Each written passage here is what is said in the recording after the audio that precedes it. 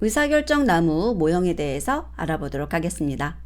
자, 영문으로 decision tree라고 한다는 것도 같이 알아두세요. 의사결정 규칙을 나무 구조로 나타내 전체 자료를 몇 개의 소집단으로 분류하거나 예측을 수행하는 분석 방법입니다.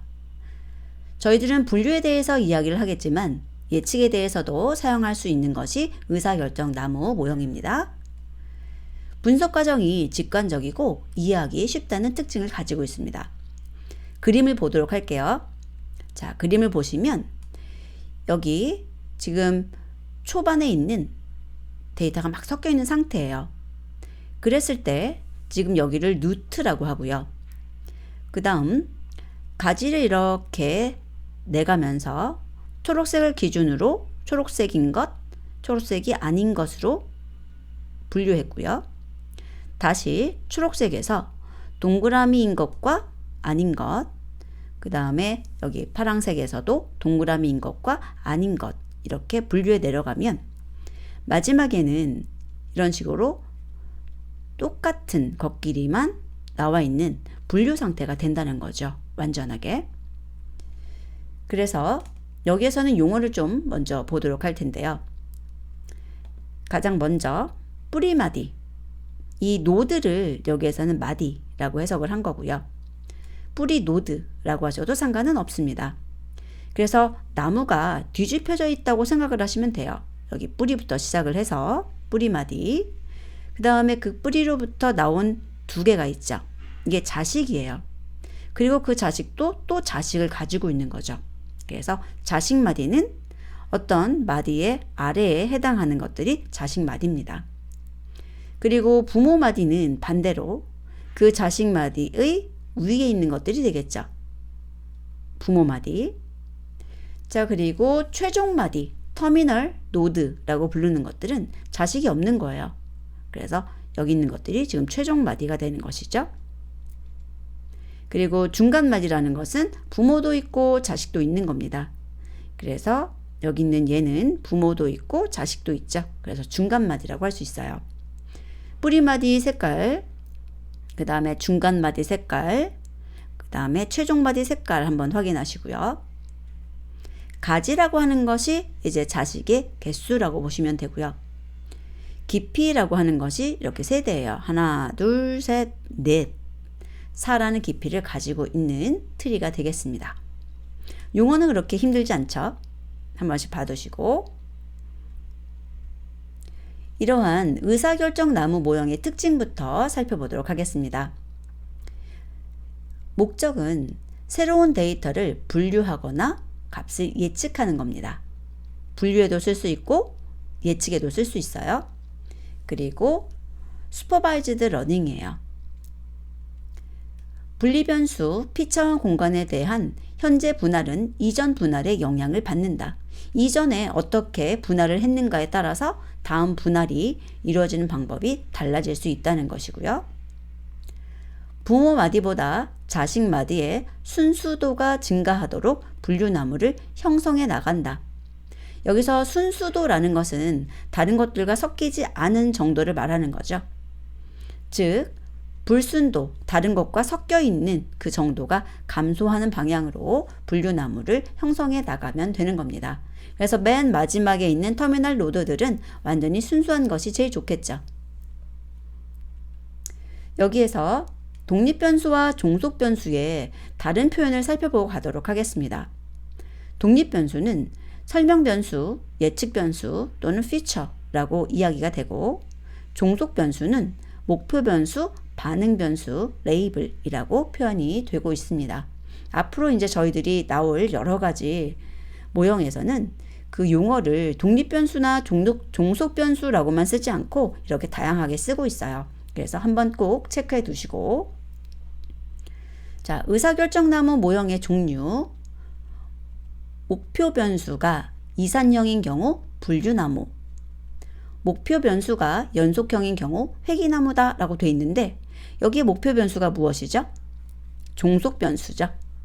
그래서 종속 변수가 이산형일 때 분류, 종속 변수가 연속형일 때 회귀나무라는 것 기억해 주시면 되고, 저희들은 여기에 있는 분류나무에 대해서 학습을 할 것입니다. 장점은 구조가 단순해서 해석이 쉽다는 거고요. 비모수적인 모형으로 선형성, 정규성, 등 분산성 등의 수학적 가정이 필요하지 않고 범주형과 수치형 변수를 모두 사용할 수 있다는 것. 여기 분류나무와 회기나무가 둘 다 있으니까요. 단점으로는 분류 기준값의 경계선 부분의 자료에 대해서는 오차가 크다. 그리고 로지스틱 회귀와 같이 각 예측 변수라고 한다면 독립 변수입니다. 효과를 파악하기 어렵고 새로운 자료에 대한 예측이 불안정할 수 있습니다.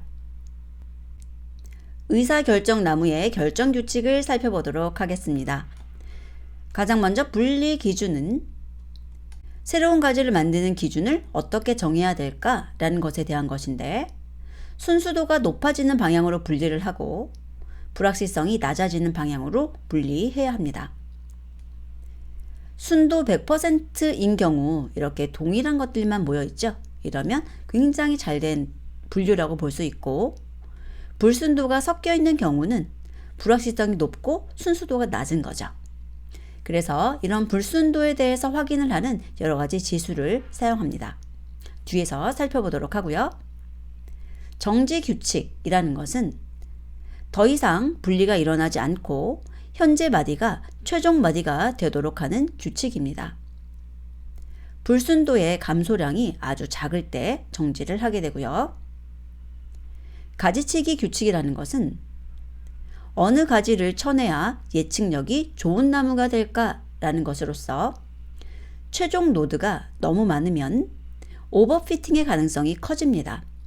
오버피팅이 됐다는 것은 학습한 데이터에 대해서 너무나 잘 맞춘다는 거예요. 그래서 테스팅할 때 오히려 그 성능이 떨어지게 될 가능성이 있는데 그것을 방지하기 위해서 가지치기 규칙을 사용하게 된다는 것입니다. 가지치기 규칙은 별도 규칙을 제공하거나 경험에 의해 실행할 수 있고 가지치기의 비용 함수를 최소로 하는 분기를 찾아내도록 학습합니다. 인포메이션 게인이라는 것은 어떤 속성을 선택함으로써 그것으로 인해 데이터를 더 잘 구분하게 되는 것을 의미하고 불확실성 감소를 의미하게 됩니다. 불순도 측정 지표를 살펴보도록 하겠습니다. 목표 변수가 범주형일 때 사용하는 지표들입니다. 분류해서 사용을 하는 것이죠. 가장 먼저 진위지수입니다. 진위지수는 시험에서 직접 구하는 것도 많이 묻고 있기 때문에 구하는 방법을 잘 알아두시고 직접 구해보시기 바랍니다. 진위지수는 불순도 측정 지표로 값이 작을수록 순수도가 높습니다. 여기서 값이 작다, 순수도가 높다는 것은 분류가 잘 된다는 것을 의미하고요. 따라서 가장 작은 값을 갖는 예측 변수와 이때의 최적 분리에 의해서 자식마디를 형성합니다. 진위지수의 식을 보면 각 범주별 수 나누기 전체 수가 범주별 확률이죠. 범주별 확률을 제곱한 것을 누적해서 1에서 빼준 것이에요. 다르게 표현을 하게 되면 이 PI가 범주별 확률이고 그것에 대해서 제곱을 해서 모든 범주에 대해서 합계를 구한 다음에 1에서 빼준 것이죠. 예를 들어서 지금 두 가지로 나눌 수 있는 것이 있다면 진위지수를 구했을 때 4분의 2, 4분의 2죠. 그래서 4분의 2를 제곱한 것과 4분의 2를 제곱한 것을 더해서 1에서 빼주게 되면 1 빼기 4분의 1 더하기 4분의 1 하니까 2분의 1이어서 답이 2분의 1이 되는 것이고요. 엔트로피 지수라는 것도 불순도 측정 지표로 가장 작은 값을 갖는 방법을 선택하게 됩니다. 엔트로피를 구하는 식은 마이너스 한 다음에 확률 곱하기 로그 2의 확률 해서 합계를 구하는 것입니다. 그래서 확률 곱하기 로그 2의 확률을 모두 다 합해서 마이너스 값을 취한 것이 엔트로피 지수입니다. 그리고 카이제곱 통계량의 유의 확률을 사용할 수 있는데 이때도 가장 작은 값을 갖는 방법을 선택하게 됩니다. 자, 지니지수 예를 좀 들어볼까요? 원본 데이터가 이렇게 4가지 도형으로 되어 있을 때 만약에 색으로 구분을 한다면 지니지수가 1 빼기 한 다음에 여기 파란색과 초록색으로 나뉘겠죠. 그래서 4분의 3 제곱 더하기 4분의 1 제곱 해서 1 빼기 8분의 5가 되고요. 결과적으로 8분의 3이 나오고, 만약에 모양으로 구분을 한다면 동그라미와 세모가 되겠죠. 그래서 이때는 8분의 4가 나옵니다. 그러면 색으로 구분하는 것이 옳을까? 모양으로 구분하는 것이 옳을까? 라고 했을 때 더 작은 값을 갖고 있을 때 순수도가 높다 그랬죠. 그래서 이렇게 색으로 구분하는 것으로 가지를 나눈다는 것입니다. 의사결정 나무를 위한 알고리즘을 살펴보도록 하겠습니다. 자, 이 부분에서도 시험 문제에 자주 나오고 있고요. 이 알고리즘과 그 다음에 어떤 지수를 사용하는지 연결지어 알고 있으셔야 합니다. 먼저 의사결정 나무를 위한 알고리즘이 여러 가지가 있어요. CHAID, CART, ID2, C5.0, C4.5 등이 있고 하향식 접근 방법을 이용합니다. 저희들이 뿌리부터 시작해서 터미널 쪽으로 쭉 퍼지는 방식을 사용하죠. 그래서 하향식 접근 방법을 사용한다. 기억을 해주시고요. 알고리즘별 분리, 정지 기준 변수, 선택법을 꼭 암기해 두시기 바랍니다. 먼저 CART라고 하는 것은 Classification and Regression Tree. 요거 그냥 약자만 기억하지 마시고 이게 무엇인가를 봐두시면 조금 더 많이 도움이 되실 거예요. 자, 이 의사결정 나무라는 게 클래시피케이션에도 쓰이고 리그레션에도 사용된다 라고 우리 배웠죠. 그랬을 때 이 CART라고 하는 애는 양쪽 다 지원된다는 거예요. 그래서 클래시피케이션도 할 수 있고 리그레션도 할 수 있다 라고 기억하시고, 그때 분류나무 이산형이 목표 변수를 가진 경우에는 지니지수를 사용을 하고, 연속형인 목표 변수를 사용하는 회기나무에서는 분산 감소량을 사용한다. 기억하시면 되고요. C5.0 같은 경우는 분류나무에 사용되는 알고리즘입니다. 엔트로피 지수를 사용하고 있고요. CHAID, 여기서는 CH가 CH죠. 그래서 Chi Squared Automatic Interaction Detection 이라고 해서 카이라는 걸 꼭 기억해 두세요. 왜냐? 여기 분류나무일 경우에 카이 제곱 통계량의 p-밸류를 사용하고, 회기나무인 경우에는 아노바의 f 통계량의 p-밸류를 사용하고 있기 때문입니다. 자, 그래서 꼭 외우셔야 돼요. Classification and Regression, 그 다음에 Chi Squared Automatic Interaction Detection 이렇게 잘 읽어두시면 여기 있는 지니지수, 그 다음에 카이 제곱 통계량의 p-밸류, 분산 감소량, 아노바의 f 통계량의 p-밸류 이런 것들을 구분할 수 있으실 겁니다. 그리고 C5.0은 분류나무 사용하는 곳 엔트로피 지수를 사용한다. 이렇게 암기하시면 되겠죠.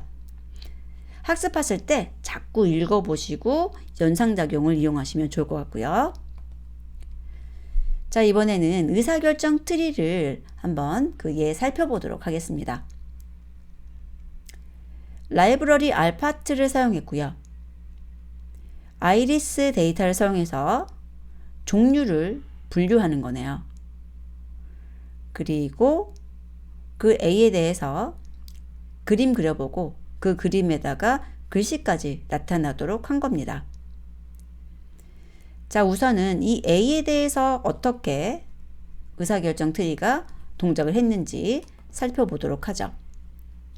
데이터가 150개라는 거예요.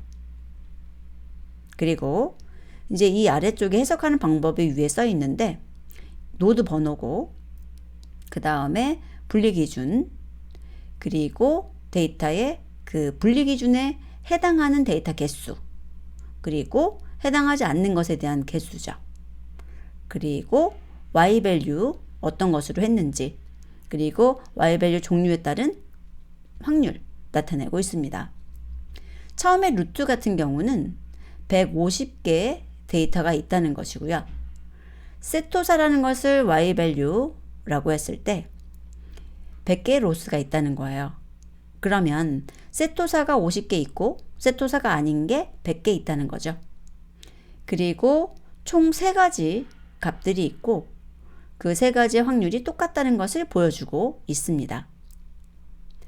그리고 2번 노드에서는 그 분리 기준이 페탈 랭스가 2.45보다 작다는 것이고 이 기준에 해당하는 게 50개, 그 다음에 이 기준에 해당하지 않는 게 0개라고 나오고 그 다음에 세토사라는 것이 yvalue다라고 나오네요.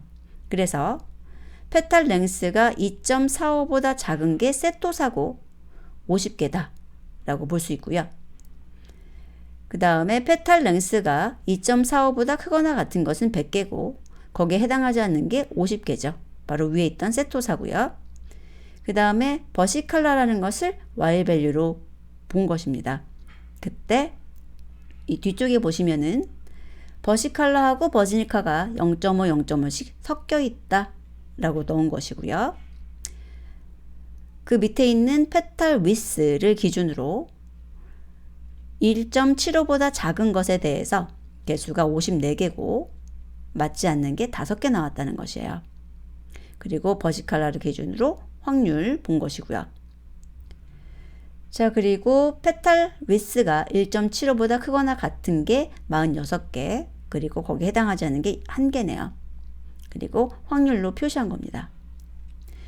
그림을 보게 되면 처음에 저희들이 150개 데이터가 있었을 때 페탈 랭스를 기준으로 2.45보다 작은 거 세토사, 그리고 나머지 100개가 이제 버시칼라랑 버지니카가 들어갈 거고 거기에서 또 페탈 위스를 기준으로 1.75보다 작은 것을 버시칼라, 그것이 아닌 것을 버지니카로 봤다는 거죠. 자, 그런데 뭔가 아쉽죠?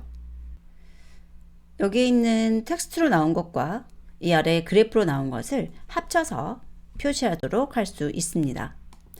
자, 그렇게 하기 위해서는 alpart.plot이라고 하는 패키지를 설치하시고 라이브러리 alpart.plot 불러오셔서 prp라고 하는 함수를 사용하시면 되겠습니다. 자세한 사용 방법은 여러분들이 필요하실 때 좀 더 찾아보시면 되는데요. 결과를 한번 확인해 보죠. 결과를 보면 이런 식으로 그림하고 그 위에 조건들이 좀 더 자세하게 나와 있고 여기에 수치들이 나와 있는 거 보이시죠? 그래서 여기 텍스트로 표시된 것과 그래프로 나온 것을 합쳐서 깔끔하게 표시할 수 있다는 것을 확인해 보았습니다. 자, 여기까지 의사결정 트리에 대해서 알아보았고요. 네, 다음 시간에는 문제를 풀어보도록 하겠습니다.